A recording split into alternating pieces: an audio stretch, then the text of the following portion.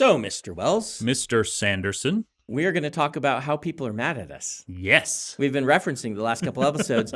Donald has questions for us. Yes, I do. So, I think a lot of these are coming from the AI episode. We are looking through all of them. There were a lot from both the Final Fantasy, from the AI episode, from a whole bunch of places. Okay. So How many of these questions are, what is wrong with you? From Final Fantasy, a lot.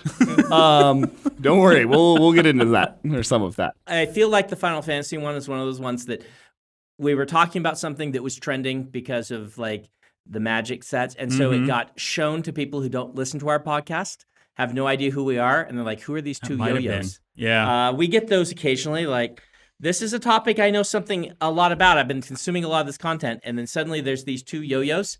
And one of them is barely paying attention because he's just writing his name a bunch of times. Donald, were the Final Fantasy complaints mostly about the first 7 minutes? Yes. Okay, because then after that, I feel like it was a fairly solid episode. Correct. This is, just to address this right off the bat, going through, the first 10 minutes, which is most people's biggest thing, it might be helpful for this community, Dan, for you to just pick a game that you think you played out of the 6. Most people, and this was the nice version, we're like, all right, Final Fantasy 1 from Eurosama has the Sky Fortress, FF14 has the whale-shaped spaceship that had bunny people, 5 had another world, 7 had you go into orbit. There's a whole bunch of them. Which one did you go to the moon and meet the Moogles? 4. I was 4. Yeah. I'm going to pick Final Fantasy 2. Okay. That is officially the one that I played as a child. Final Fantasy 2, in Japan, or Final Fantasy 2, US? The Japanese version. Okay, the one that wasn't ever translated. The one that was never translated. And so you had to have a Super Famicom to play it because it wouldn't play on a regular NES. Yes. Okay, great. Officially, for the purposes of this podcast, that is what I did. Yeah, okay. There you go, guys. Another very large chunk of that episode were... you should play Claire Obscura for both of you and myself. Yeah, I know. Have any of us played it? No. Okay, I haven't. Dan, have you? No, I have not. All right. I know that I'm supposed to. I know another genre of them is saying that I should say Titus instead of Titus. Yes, there were a lot of those. I am never going to say Titus. Titus? Titus. Who calls him Titus? That's how they pronounce it in the Japanese. Not in the game, apparently. I was looking it up. It's in like the second game or subsequent material. Okay. Apparently they don't use his name ever in the first one. I don't in think a voiced so. line. Huh. I was reading that, but That's weird. I am never going to say Titus. I still say Eris. What? Yeah. I say Eris. How are we supposed to say it? Aerith is. Aerith. Yep. Aerith. Is that a retcon? Did they change the spelling of it? That's how it was in Japan and in the new one over here. Here's the thing, guys. You don't you don't call Korea Goryeo, do you? Do you? In your common parlance, when you're talking to other people, you say, I like K-pop, those people from Goryeo. You don't, do you? Yes. In fact, I call it G-pop. And in fact, you probably don't say the Minguk or things like that, right? Daehan Minguk. You don't say Hanguk, which is what they actually would call themselves, because Goryeo was a dynasty. You don't say that. You use the Romanized version of it. If you might use Nippon if you're a weeb, right? I've seen weebs do that, but most don't. It's like Japan. Yeah. It is okay because in Korea, they don't say McDonald's. They say McDonald because that's how it's written in Korea. In Korea, right? They don't put the S on. They say McDonald because the S doesn't work in the language, so they left it off. They aren't wrong to call it McDonald instead of McDonald's. That's how it is in the country. Yeah. Titus is how you will say this. It's like an actual name in America. That's, you can say it a different way in Japan. And you're right. Titus is correct. I watch a lot of British TV. Like this season of Taskmaster, they had Jason Mantzoukas on, and they were constantly correcting his vocabulary. Yeah. And it's the same principle. Yeah. Dialectal differences are a thing, Yes. and we just need to understand that. It. Yeah. Different people from different places say things in different ways. Yep. Just accept that. Different people from different places. And, there's not a correct. Trying to say there was a correct on some of these things is what ended us up with English having to obey Latin rules for very stupid reasons. Go look that up. So I'm going to say Titus. I will continue to say Titus. It sounds way better. It's how you will say the word in English if you see it written. He's Titus. There we go. Okay. So we started off saying that our audience is mad at us, and the best defense is a good offense. I think some of them are going to agree with me. I think most of them will, honestly. I can get Aerith because they changed it for the remake. And so a lot of people's first experience with the character is named Aerith. Yeah. It was named Aerith when I played the game. Having not played the remake yet, it's Aerith. Okay. So anyway, do we have any actual questions aside from chiding? Yes. We never touched on Final Fantasy IX. It was one of the few we had skipped. I can talk about 9. Okay. 9, so one of the nice things about both 9 and 10 is after Cloud and Squall, which are kind of angsty, brooding. I think Cloud doesn't even really talk. And Squall ... is his response to everything. Having, what's his name, Zidane? Yes. As just kind of a happy-go-lucky, thief with a heart of gold, more archetype, was refreshing. I liked the characterization. I liked them going from really gritty to a throwback to a more cartoony art style. That's when Final Fantasies really started to feel too easy to enjoy to me. And I was able to bounce back and really like 10. But 9, I got 90% of the way through it. And the only way I could do it was by killing off 3 of the 4 members of my party for every fight. and soloing with one of them and easily soloing all enemies. But then they would resurrect your characters for you. And I'm like, I gotta kill him again. I have to just leave him at 1 hit point. And the game was so just infuriatingly easy that I felt like I wasn't playing the game. It's the same problem I had with the boy band one that I think I talked about, which is 15. Yep. I didn't get very far in that because I sat back and my team killed the enemies. I'm like, I'm not playing the game. The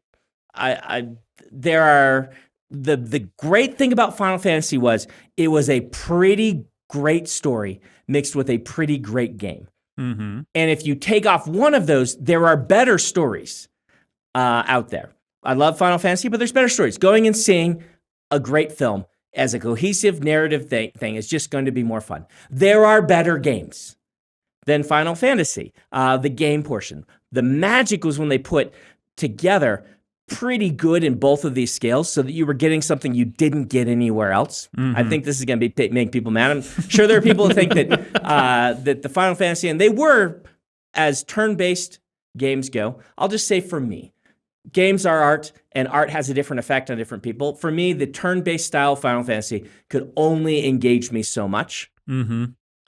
But mixing with a pretty good story together was magic. And then when the game stopped being fun, I couldn't do Final Fantasy anymore. And that's what I'm worried about with Claire Obscura, is I'm like, will the game part be fun? I trust you that the story is an excellent story for a video game.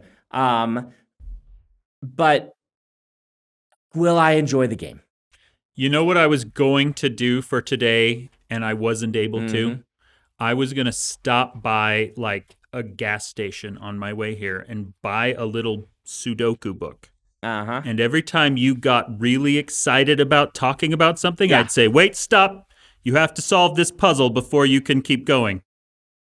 It's a good way to put a bit of a limit on me so you can get a word in edgewise. No, just because you said that you love puzzles and RPGs. And okay. I don't. Did we? Yeah. Puzzles and RPG are the point. If I bought a Sudoku book and there were no puzzles in it, I would be disappointed. Well, yeah, but that's a Sudoku book, not an RPG. An RPG, part of the point is puzzles. I disagree so strongly. I mean, it's been there from the beginning. Yeah, but we're better than we were. We're better than we were. We've moved past puzzles as a story playing ruining device. a game, like I don't in like the Zelda games have a you. ton of puzzles. Mm-hmm. They are great. The puzzles are like a big additive part. Okay, so I am in two, like I'm in a Discord with a bunch of friends, and I'm in a Slack with a bunch of friends, and I posed the question to each of them. Okay. And the Slack, which is mostly authors, Yeah. everyone agreed with me. Uh-huh. And the Discord, which is also a bunch of writers, very few of them published yet, but they will be soon. It was split about half and half. And Zelda was one of the ones that was put up. Do you not like Zelda? I told you I've never played a Zelda Oh, game. okay. Yeah. Well, you would probably hate them then because puzzles are a big part of the Zelda games. Yeah. But, I mean, if you're going into a game expecting puzzles. Yeah.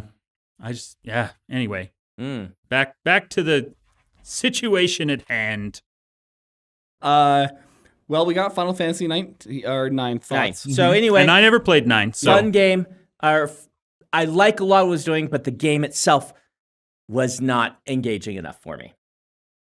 Okay, fair enough. I have to correct a sentence that I said to the comments. Final Fantasy 16 is much more like Devil May Cry than Souls. There were a lot of people who were thinking that. So yes, comments. Congratulations, you are correct. Is 16 is what is 16? 16 is the most recent one where it's got a more gritty storytelling for like a world of despond. It's very flashy. All of the main characters can like transform into the summons. Okay, yeah. Okay, I do know this one. Yeah. Okay. Yeah. It's a fun romp. Yeah. But is you know, the game part fun? they're right. It's if you look at it more like a Devil May Cry, yes, it's I liked enjoyable. Devil May Cry. It's not super combo based. It is not exact, but it's it's a good 30 minutes. Is it hard? No. Okay. To be very blunt. Okay. From what you and I have talked about, it would not fit that area. One of the other big ones I saw for Dan was Final Fantasy 14. You had brought up you were looking for games. You can play an insane amount of Final Fantasy 14 for free. Really? You get the base game and the first 2 expansions with unlimited playtime without paying anything at all. People love 14. Ooh. Yes, they do. As an MMO. Well, I've heard so many good things about it, but I thought there was a monthly fee. But apparently the monthly fee only applies for like later expansions. Yes, and for a lot of the, I should say some of the multiplayer stuff from what the comments were saying. And thank you, Cosmic Kazi, for kind of giving us some of this info. Well, that's cool. I will give it a try. I just picked up Rogue Trader. Ooh, Because it was on Steam sale, and so I want to try that. That's an RPG, a turn-based RPG even. I bounced off of Witcher 3, which I know is heresy to say. I got about 20 hours into it, which I feel is giving it a good try, and I just don't love it. So Witcher 3 was one that did work for me. It did? Yeah. Did you play Witcher 2 first? I did not. Everyone talked about Witcher 3, and so I went and played that when it came out, and really enjoyed it. Okay. I kind of got bugged by how many times it assumed you already knew stuff because you'd played 2 other games. But that's not the reason that I bounced off it. So anyway. You've brought up an interesting topic. Witcher 3 is one of those that people, I think, would say, I can't believe you bounced off this. Is there games that you guys, to your knowledge, are like, you've bounced off that most people would be like, what's wrong with you? I mean, Witcher 3 for sure. Witcher 3, yeah. For me, it's the Batman Arkham games. What? I finished the first one completely. So I gave it like a really good shot. I don't like stealth. I just don't enjoy it. Okay. And so those games, Deus Ex, the new Deus Ex game, the Solid Snake games. You bounced off of Metal Gear? Metal Gear. There, I know it's stealth. Oh, I don't like stealth mechanics. I'm the Doom generation. Oh, I know. Give me a gun. Tell me where the bad guys are. Point me at the bad guys. Don't make me hide behind a box and just like try to time standing up and moving my to the next hiding place and hiding there. I just don't enjoy it. I didn't enjoy those sections in the Spider-Man games. I didn't enjoy them in Batman. And I finished the first of the Batman Arkham games completely. Okay. I gave it a really full shot, but I don't like stealth games. So That's too bad. See, I'm same generation as you, and I love stealth games. I was very happy in Horizon where they had a stealth kind of line and a "you don't like stealth games, do you?" kind of upgrade line. And I'm like, no, I don't. I'm going to upgrade this line. And so. Yeah. See, I love the Splinter Cell games because of stealth. But in what is my favorite one, which is Blacklist, which I know a lot of hardcore fans don't like because they changed the voice actor and they changed some other things. They have 2 levels that you have to play as the main guy's friend, who is not a stealth guy. He's just a gun guy. And those were so annoying. But here's the thing. I hate it when games do that. Complain to us. I assume if you're passionate about games, agree that games are art. And disagree with Roger Ebert, who his argument is better than, I think we've talked about that before, than it sounds when he said games are art. What he was saying is game mechanics, he thought aren't art, the game mechanics, which is, I think, wrong. But he didn't play games. He didn't understand. He didn't understand the intricate nuances between the game rules can themselves create an emotional response, which makes them art. If you agree that games are art, then you have to agree that a certain percent part of it is simply subjective.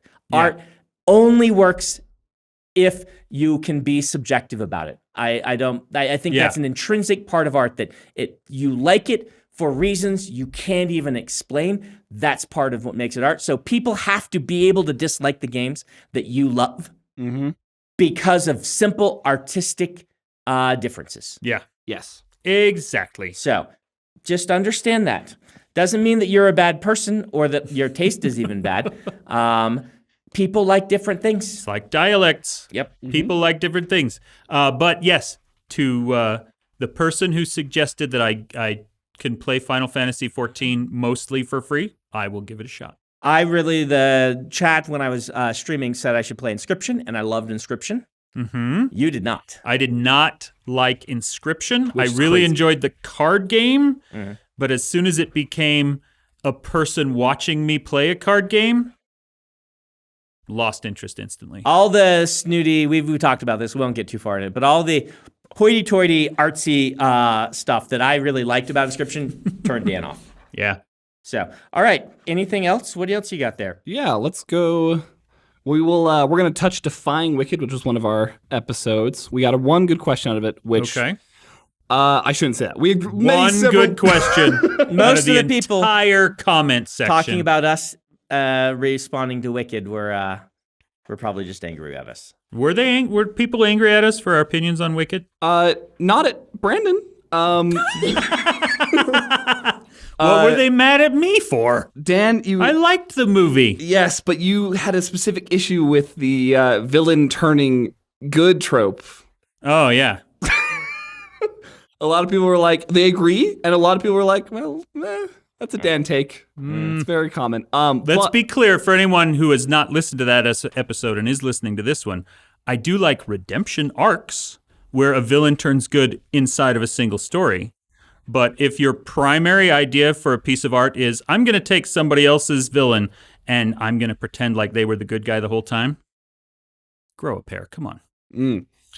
Which leads us perfectly into the question that I think most people would be interested in, which is from 08 Ghost Girl. I'd be curious to hear Dan's thoughts on the Cruella movie. I have not seen any of the Cruella movies. Have you seen any of the Disney villain movies other than, well, I guess Wicked isn't one of them, but any of the villain movies from Disney? Maleficent. Maleficent, no. Really? I rarely see movies at all in theaters, and then by the time they reach streaming, like I don't know what about the Maleficent movie I would be interested in. I've seen them both. I know this question is at Dan. I thought Maleficent was excellent. Cruella didn't hit for me. Yeah. Okay. I don't know.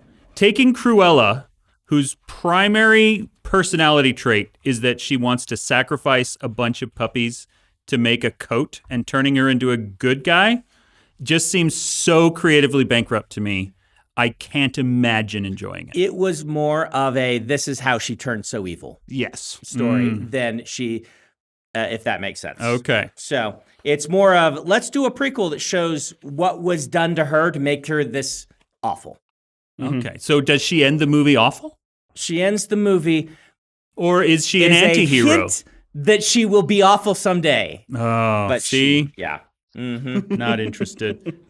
You basically are kind of right on this one. Like, Cruella is not someone who should be redeemed. And I feel like the movie to work has to be in an alternate dimension. The pitch of this is how she turns evil. They would need another whole sequence to get her evil enough to be like, that's a level of evil beyond like most Disney villains. Yeah. Like, that's more evil than the Sea Witch who wanted to steal people's souls. Killing puppies Yeah. is, For a purely selfless reason. Yes. She's not saving the world. yeah. She just wants a cool coat. Yeah. So, yeah. Yeah. So, well, and I do have to say, one of the tie-in fictions that I wrote, the one I'm Hugo nominated for, is basically the backstory of the Butcher of Kardov, who is a character in War Machine and the Iron Kingdoms. And I kind of did that with him. Ha! But he's not a villain.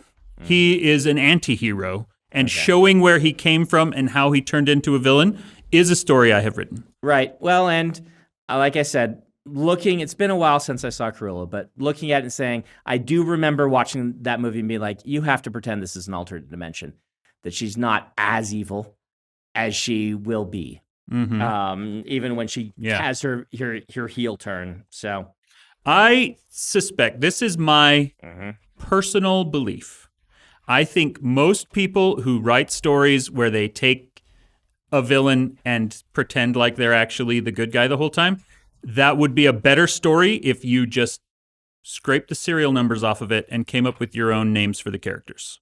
I think that people largely, when they write fantasy, do this.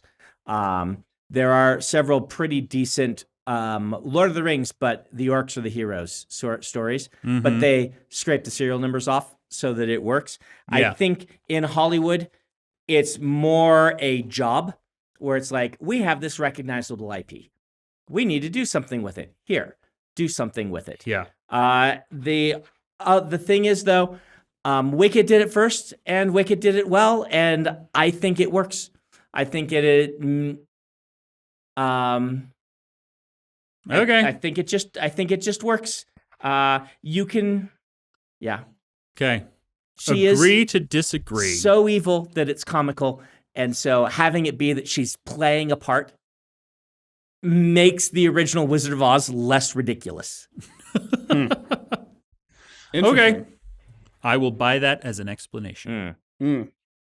Well, now we can go back to controversy. Okay, are we on the AI one yet? Yes, so we'll go through some of the AI ones. So there wasn't a ton Was of... I on the AI No, episode? this was with Steve Argyle. Okay. So you get to weigh in on some of these things. Basically, it was AI art, for it, against it.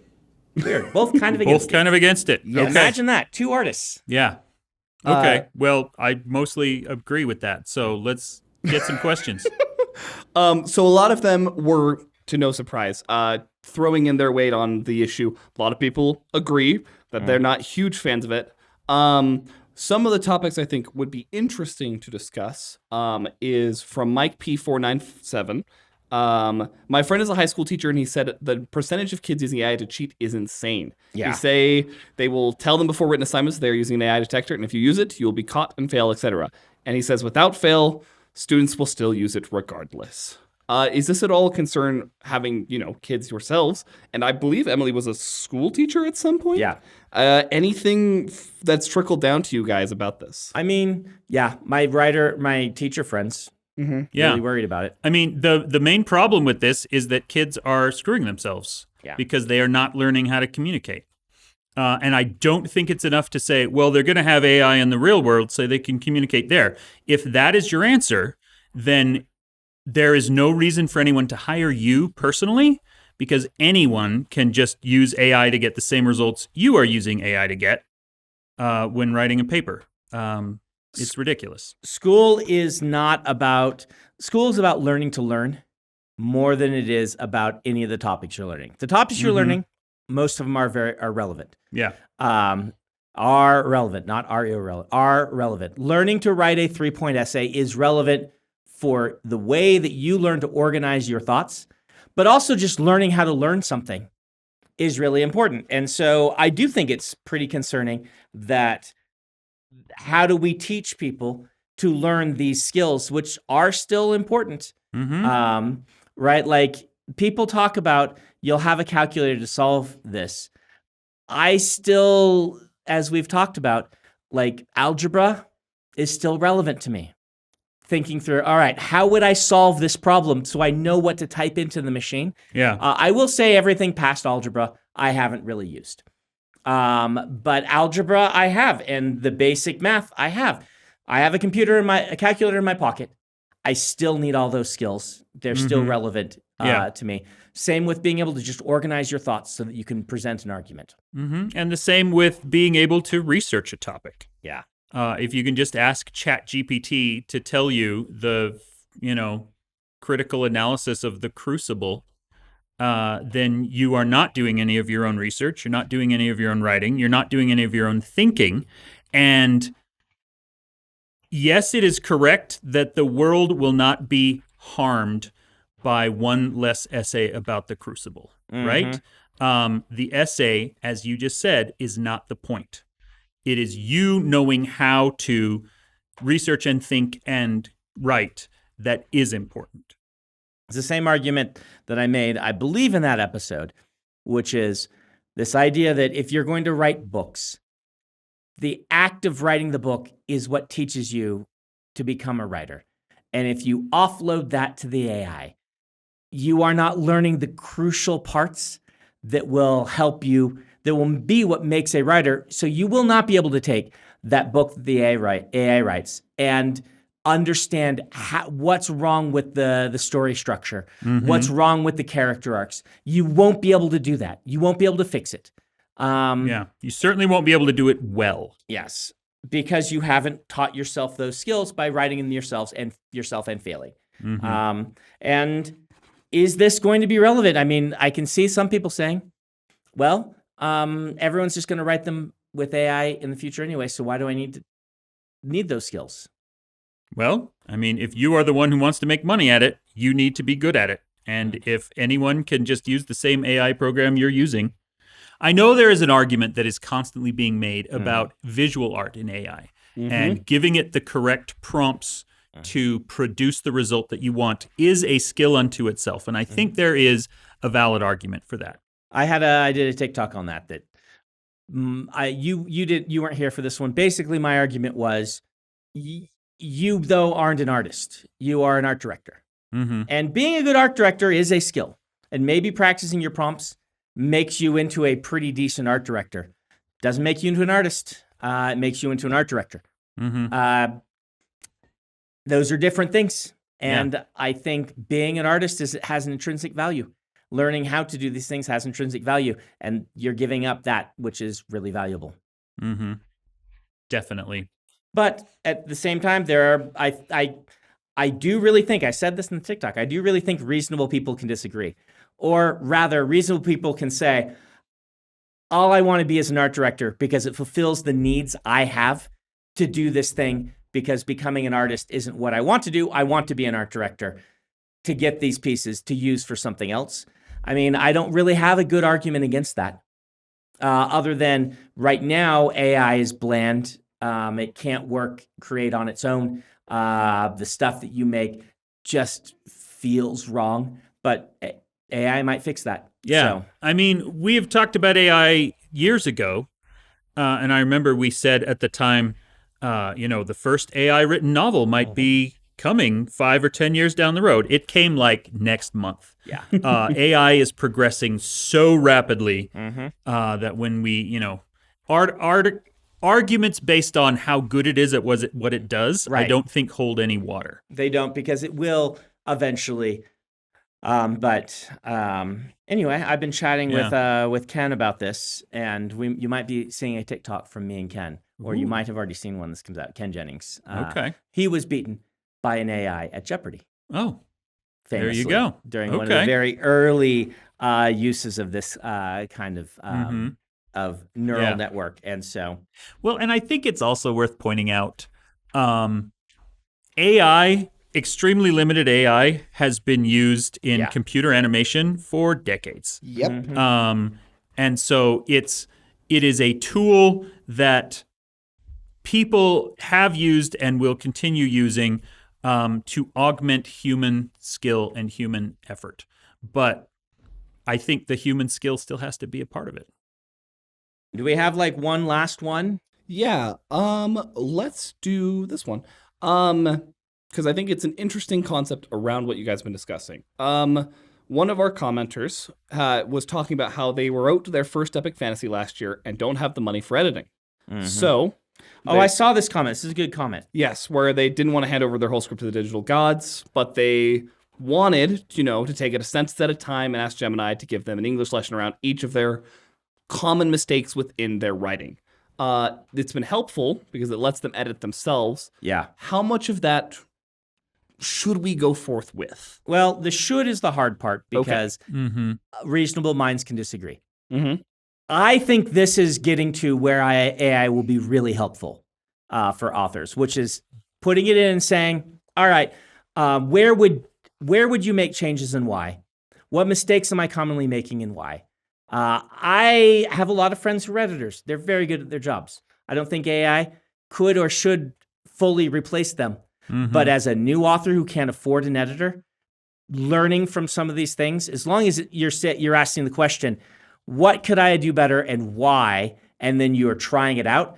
I think you can use it as the same thing as a weight machine, giving you some resistance, pushing you in places. And I think you will grow as a writer. Yeah, I agree with that to a point. I, through writing excuses and through some other things, I evaluate aspiring writers' work all the time. Yep. And there are some just super chop wood, carry water kind of mistakes about punctuation and sentence structure that get repeated constantly.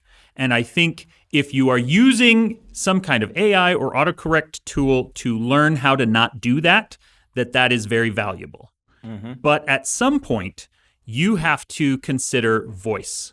And one of the big problems we've already been seeing for years is programs that can complete your sentences, programs that can compose emails for you.